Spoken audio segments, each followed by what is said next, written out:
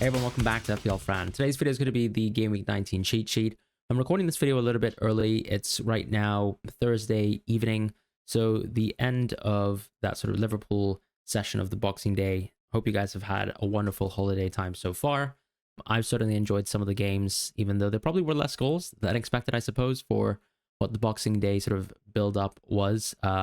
Hopefully the Friday games go well. I have to say that I'm recording this video because I am going to be traveling on Friday and I will not be able to react to injuries, for example, within the Arsenal match and even, let's say, the Brighton match, right? So just going to hope that everything is fine in terms of injuries, in terms of the landscape, and I'll record the video on that basis. So thank you guys so much for watching with me. Now, we're starting with the budget midfielders this week with the cheat sheet. And if you've never seen the cheat sheet series before, it's effectively a tier list series where I look at all the price points and positions within the game and rank players based on how I think that they'll perform within the short term, not just the 3 game weeks here, but then going forwards, 4, 5, 8 game weeks at a time. I'm also starting to think about game week 29 in terms of what the blank game week would look like, but I'm not factoring that too much into the cheat sheet right now. I still think we're a little bit too far out to care about it so much.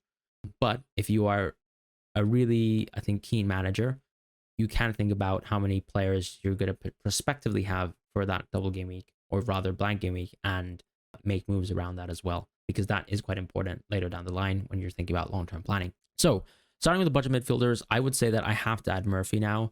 His minutes have been a lot better than I've expected, and he kind of hit like a recent peak within this match versus Aston Villa. Now, potentially it's also because it's a little bit easier to play 10 versus 11, but I think that he's just generally improved a lot in terms of the average positionings that he's getting. Historically, Murphy has played, a sort of wing back position in times of his career. So his underlying stats historically aren't really great, but now I'm starting to see, even with tougher games, and it's hard to say the Aston Villa game is a tougher game because, let's be honest, you play 10 versus 11. It's a very different game state. And I do think Aston Villa were trying to push and chase in that game, which kind of made it a little bit different to other circumstances where, for example, you have a team up with the lead 10 versus 11 sort of parking the bus. So very different circumstance of game. And I think that kind of open game allowed Murphy to do a little bit more. He missed an absolute sitter, but the underlying stats are looking okay. The minutes are looking okay for starts. And I'd still hesitate to say that he's like a green pick, even though he's at such a good price.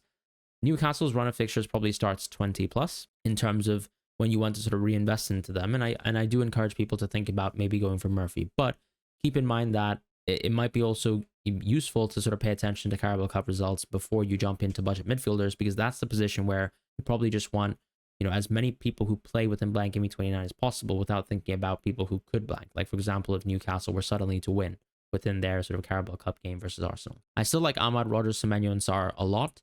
Ahmad mostly because there's the sort of corner piece here. Who knows if he can even take penalties in this Newcastle game with Bruno being suspended? I actually think that's very plausible.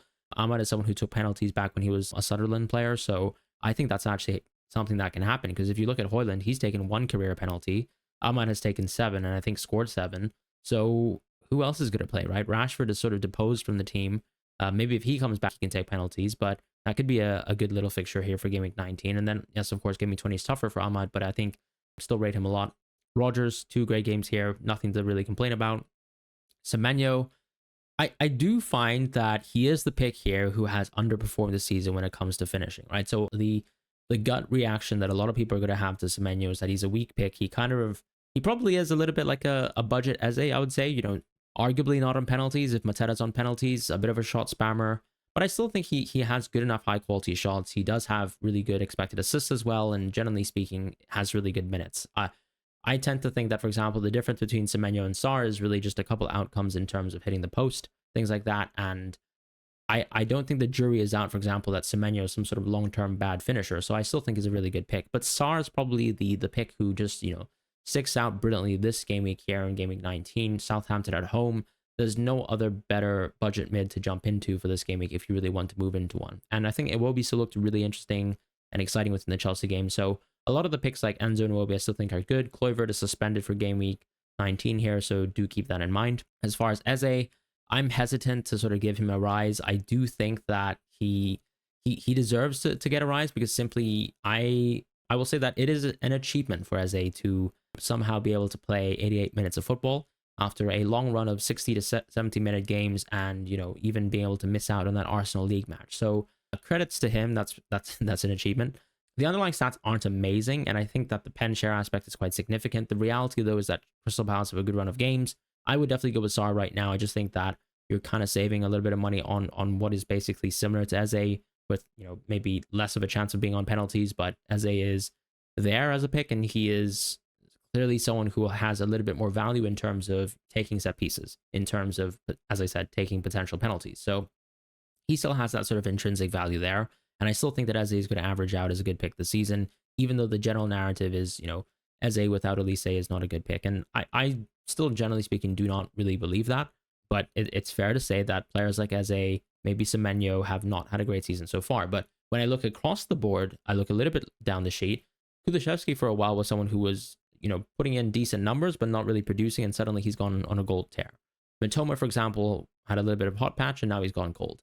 Gordon is someone who, just had a great strike versus Aston Villa, but has been pretty cold for the season, but has put really good underlying stats. And I still think I have a confidence that these players are not, for example, poor finishers, and eventually they're just going to rack up the goals and assists that their underlying sort of bear out that they should do, particularly over a good run of games, which is still the case for Eze, definitely the case for Sarr, and definitely the case for Gordon, I would say, once you ignore 19 and 20 for the most part. So Gordon gets a rise for me because he's now at a phase where I think he's got better fixtures than Bowen and Bumo. Even if you take into account, let's say 19 and 20 which is a little bit weaker, but it's not like Bowen has good fixtures. It's not like Mbumo, for example, has good fixtures in the short term, right? So he's got Southampton in the distance. That's true. But generally speaking, I would say even after game week 20, Mbumo's fixtures are a little bit mediocre, whereas Gordon's fixtures are really good, 21 plus.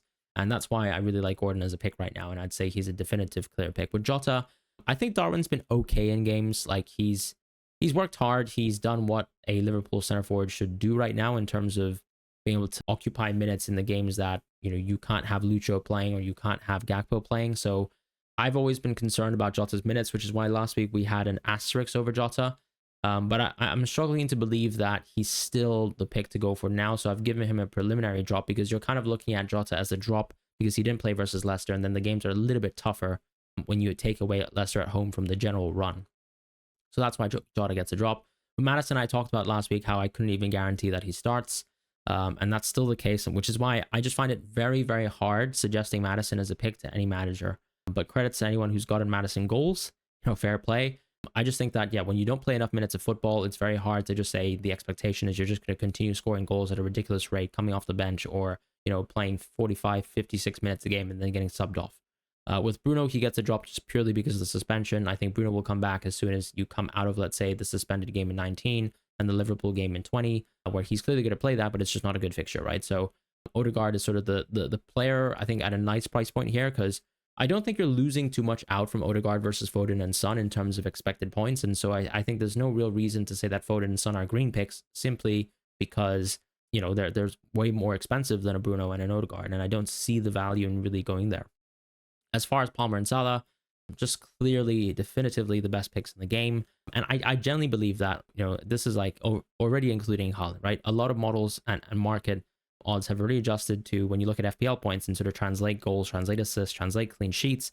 They all have Salah and Palmer clear above expectations over Haaland. And that just shows you the landscape we're in, right? Haaland is the third best pick in the game, just in terms of total points. And then when you factor in efficiency and the lack of good captaincies where you definitely plan on captaining Haaland compared to a Palmer and Salah, it gives us the landscape where right now a lot of people have a lot of cash in the bank because if you didn't go for Odegaard, you went for Martinelli, for example, instead, it's actually really hard to sort of justify that you really want to be spending money on certain players. So that's kind of my thoughts right now on the landscape. What I would say too is with, let's say, Palmer and Salah, one thing that is quite clear is these are the two players where their baselines are so ridiculously high, their minutes are so good that there's no real use in planning FPL with sort of rotating these players with Haaland. I think the discussion has come up that you can maybe optimize around Haaland fixtures, but it just costs 3 to 4 free transfers anytime to really move Haaland out of your team or into your team. And I just don't see any reason of taking Palmer or Salah out of our teams. On top of that, what we're really going to be doing is sort of burger flipping these Palmer and Salah captaincies and hoping for the best. But these are high quality picks, and that's as simple as it is. As far as the forwards here now, the landscape for the forwards has gotten pretty ridiculous. Like I actually think that the forwards are pretty shocking. I'm struggling to actually find forwards that I like. And I really think João Pedro is one of those picks who only gets a drop here because I can justify not going for a 3-5 or 3-4-3 hybrid sort of 3-5-2 setup, right? Why do I say this? Because right now, with the forwards being so poor, with João Pedro's games being quite mediocre over the run, I think you can definitely justify the idea of going for someone like Stewart, right? And just going for a 3-5-2, calling it a day there, and spending the money on the defense positions, rotation there, having a nice goalkeeper, having a good midfield setup that doesn't really take into account anyone but Isak plus another player within the game, because that's really how poor the forwards are. I also don't think there's a need to, for example, have this really strong front line that a lot of people have had recently with Jackson sort of limited minutes and potentially a benching versus Ipswich around the corner, which is my concern. I'll talk about that in a moment, but you're spending so much money there. I still think the midfields are probably stronger than Jackson for the same price point, so that's tough. And Chelsea's fixtures get a little bit worse in the medium term. So João Pedro for me drops on that basis, right? Right now, I think there's a structural change where you can consider selling João Pedro, but he doesn't need to be sold. If you own João Pedro right now, I think he's a decent hold as an 8th attacker. And we have someone like Adam Armstrong as well joining him within the cheat sheet, who I find quite interesting because Adam Armstrong is someone who has played really good minutes in the last 2 matches, but I think that the chances really fell within the West Ham game more so towards Tall Paul. So that's interesting. So Adam Armstrong played 83 minutes within the previous match, and then he played 90 minutes within the game before that. But crucially, he's sort of playing a little bit more of an anchoring sort of supporter position, and Paul got most of the chances within the West Ham game. This is an extremely small sample size, but if you look back at any Atalanta teams, any of the Torino teams, this heavy metal style, ultimately you kind of have 3 attackers and they can all be relatively involved, right? You have, for example, with Atalanta, you've got Lookman, Retegui, and Charles De Ketelaere, and here, for example, in Southampton, it's hard to say what is going to be the established trio, but for now, I think the actual performance in terms of the chances built up within the West Ham game were really good. Dibbling isn't getting a lot of minutes so far, and it might be the case that you'll continue to see something like, for example, let's say Matheus Fernandes in that sort of 10 position, and then the 2 players ahead of him, which would be Paul and Adam Armstrong. I find it hard to sort of justify, I guess, Paul. I'm not sure if Paul's the one who's going to get a lot of minutes, but I think Armstrong's interesting because we do always expect that Armstrong's on penalties, and as long as he plays sufficiently enough minutes for the team, he's probably going to be a decent pick. But I do think that there's probably enough depth there, and you're still sort of seeing Ivan Juric work out the kinks with the Southampton team, and maybe his minutes are still a little bit susceptible, which is why I have an asterisk around Armstrong. But I do think if you're building out a team right now, that is something to definitely think about. Raul, Vardy, Strand Larson, Welbeck. I think the best pick here is actually Strand Larson. I'm not really sure why I dropped him, but I have to say that the Wolves fixture run is that bad, and I just think that he is a sell in the future, and you probably repurpose or restructure your team around someone else. With Raul, the minutes are still just too poor. With Vardy, the fixtures are too poor, and with Welbeck, same thing there. In the next tier, we have Jesus. I still think he's going to remain a good pick coming out of the Ipswich game unless he suddenly stinks it up, and suddenly you're going to be watching this video and saying, why is Jesus on the cheat sheet? Well, I didn't get to watch the disaster class versus Ipswich or the master class, and so I think he's just going to have good minutes over this horizon because of the Saka injury. Keep in mind, of course, when you move into, let's say, some Arsenal assets, that they're probably going to look to invest to get more attacking depth within the January window. So anytime you're looking at some teams like, for example, Fulham, right? They've always been looking for forwards. When you're looking at Arsenal, they're looking for players to play different positions within the team, like a wing position, for example, a bit of depth there. Maybe they go for a center forward, but it's unlikely that they go for the center forward that they want. So I think Jesus is probably pretty safe for the interim. With Wissa, I've given him a little bit of an increase just because I think his output this season has been pretty strong. The underlines have been pretty strong. Yes, of course, they've slipped recently, but I think it's just sort of level setting him against some of the other players. Evan Nilsson, unfortunately, with the recent benching, I think suspect just in terms of like how bad is his fitness really, I suppose, if he can't just play 70 minutes every match and keep going. Maybe I'm being a bit harsh, but I do think that that's why Evan Nilsson's not very exciting as a pick, and he's not a penalty taker, crucially. With Wood, he also gets a bit of a drop just because the fixtures are a bit worse. You're coming out of Tottenham at home where he got 0 XG, which isn't a good sign. And as I've been saying as well, Nottingham Forest have been sort of building a little bit more depth around their team in terms of different avenues of scoring, how they're creating chances for some of their wingers, or even, central players like a Morgan Gibbs-White. In the 7.x position, I think we have some value here, right? Finally, we've got Mateta and Solanke. Mateta with just a great run of games. I think it's hard to deny that he's going to be a good pick, but the underlying stats are crucially a little bit poor. So when you look at Mateta and look at anyone at this price point, it is a little bit weird to see how low he is, considering he's even not a 90-minute player. And when you compare it to Slanky, for example, who's a 90-minute player, there's some value there, but Mateta's on penalties and just has simply better fixtures. So there's a bit of balance to it. And I think Solanke's still the better pick, but I can completely understand people looking at Mateta as an entry point for this game week. As far as the next tier, I think Jackson and Watkins are still sort of level picks. Watkins is a very short-term punt. I think this is for a very extreme situation where, let's say you've deliberately not gone Odegaard or Fernandes in the midfield, and suddenly you've got a lot of cash to spend. If you want to go for Watkins for a few fixtures to kind of capitalize on some good Aston Villa fixtures, whilst Duran is suspended from football in the Premier League, then go for it with Watkins. As far as Jackson, I think he gets a bit of a drop. I am a little bit worried about the sort of lack of minutes over this run. I don't know whether Enzo Maresca is going to change his mind on this, right? March last season used to play Jackson for 90 minutes a match, and I thought he was fit enough to do 90 minutes a match and good enough to do 90 minutes a match, and probably still, at the end of the day, a true center forward compared to Nkunku. We've seen Nkunku play versus Southampton. I'm not sure whether we'll see that sort of rotation versus Ipswich, because it does seem like the squad overall is quite tired, and we'll see a bit of rotation there. But just something to keep in mind of, and that's kind of why I've dropped Jackson. I also think that we've seen this really good run of Chelsea games. They're getting slightly worse as well, so you kind of just need to take into account that, plus all the price rises that Jackson's gotten recently. I'm not going to talk about Cunha because I just think he's going to be suspended after the Tottenham match. Cunha is someone that you just need to play by ear, right? If he's playing football and has decent games in the distance, he's a good pick. If he's not, then you're unfortunately just going to have to deal with the consequences. And so I think he's going to be banned once the FA come back from office or out of office, probably around game week 20. And that's probably what I'm expecting he's going to miss out on. But I think he gets the Tottenham match and you sort of manage around that. As far as defense, lots of changes here. I think in the budget positions, Castagna, Anderson, Huijsen or Housen are all the best picks. I can't believe Housen is Spanish, by the way. I'm a Spaniard. I love Spanish football, and I didn't even know this guy was Spanish. And somehow he plays for our under sort of 19 or 17 teams. So I'm actually I'm genuinely looking forward to this guy playing for the Spanish national team one day. He looks like a great player, but you can see the baselines are great. He's an extreme set piece threat. Almost scored at the tail end of the Crystal Palace game. Bournemouth are looking like a very serious defense. They're not too far away, for example, from a Fulham that are 5th in terms of expected goals conceded rank. And yeah, just a really class side and a really, really cheap, really good pick. Pau, Mikolenko, Dunk, not too much interest in them. Mikolenko is still someone that I would say, if I was to recommend, someone that I would probably buy for the double specifically and only for the double.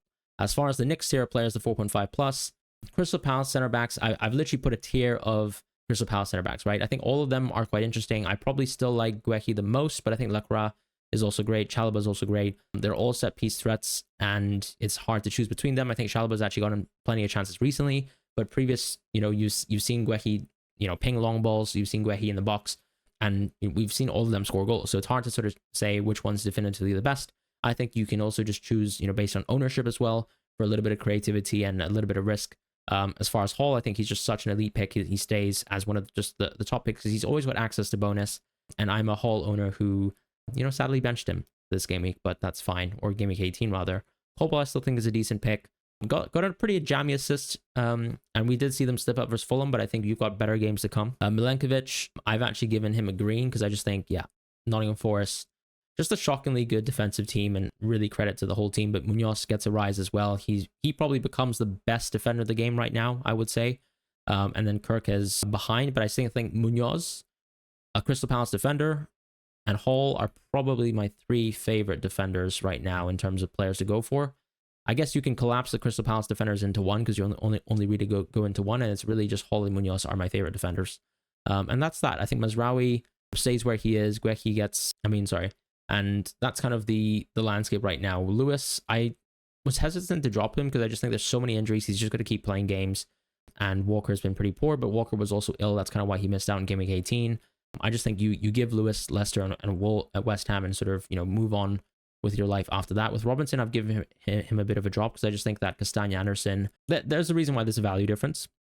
Sure, but that's because Castagna wasn't playing the game and Anderson wasn't playing for multiple weeks. And now that you actually have access to these players at those price points, the access to Fulham defense, I don't think is necessarily worth the 0.6 in gap. If you own Robinson at 4.5, 4.6, that's fine. It's a completely different scenario. But Robertson at 4.8, I think is a different deliberation. Mazraoui maybe deserves a drop, but I still think he plays enough games, and he's a very key part of the team. So I think that United have enough games where you can rotate them, and it's not too much of a concern because you're still going to play games like Southampton at home in the future and still probably benefit from them. I have dropped Dallo obviously from the cheat sheet. I just think he's a little bit too expensive for what he is. But Aina, moves into that 5.0 tier. Cucurella is still a good pick. Robertson is still a good pick. I've given him a bit of a rise here. I do think Tsimikas can steal a game, and I think my caution with giving Robertson a rise is I think he still looks very productive as a player. Has been spamming crosses really well recently and still takes corners, but you always know whenever you move into Robertson that there's going to be a risk of a benching here and there. I think even Timber is arguably prone to that just because he's played so many games and the demand on him has been really forced lately, but it's more specific to Robertson because I think he's a bit of an older player as well. As far as the next two tiers, no real changes. I think Guardiola, you're going to have to give him the next two matches. There's even still like an Ipswich game within the distance. He still has an incredible amount of goal threat. He's a bit of a weird player where I think he's one of the few defenders where I generally look at and say he's got such ridiculous attacking threat that I don't really mind that they don't keep clean sheets that often. Whereas obviously someone like Lewis is at a different price point, so you kind of, catalog him at that price point. But Saliba and Virgil, they're still sort of the more boring picks. I prefer Gabriel and always have, and same with Trent, and that's sort of the defenders. In the goalkeepers, I've only made the change to sort of give Pickford a rise. Everton defense just continues to astound me. Martinez gets a bit of a soft drop because there's a small chance of that sort of blank Game Week 29 happening with them. And that's pretty much it. That's going to be the Game Week 19 cheat sheet. Thank you guys so much for watching. And I hope you guys have a wonderful week and have enjoyed your holiday period. And I'll see you guys for more content.